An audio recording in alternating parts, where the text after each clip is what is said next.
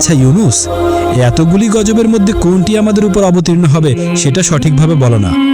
হযরত ইউনুস আলাইহিস সালাম বললেন, হে আল্লাহর বান্দা, কোনটি যে আসবে তা আমি সঠিকভাবে বলতে পারি না।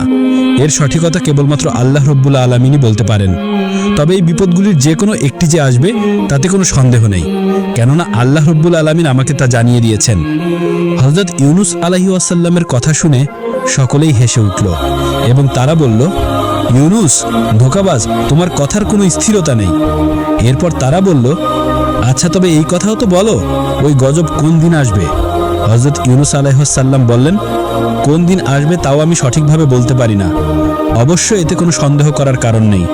কোনো না কোনো একদিন আল্লাহ রব্বুল আলামিনের গজব হঠাৎ করে তোমাদের উপর এসে পড়তে পারে, যদি না তোমরা আল্লাহ রব্বুল আলামিনের প্রতি ঈমান আনয়ন করো। অবাধ্য কাফেরা তার কথা শুনে আবার অট্টহাসি দিয়ে উঠল। কেউ কেউ হযরত ইউনুস আলাইহিস সালামকে পাগল ও মূর্খ বলে তার গায়ে তুথু নিক্ষেপ করতে লাগলো, আবার কেউ তার গায়ে ইট নিক্ষেপ করতে লাগলো। অতঃপর হযরত ইউনুস আলাইহিস সালাম ব্যথিত মনে তাদের নিকট থেকে উঠে চলে গেলেন।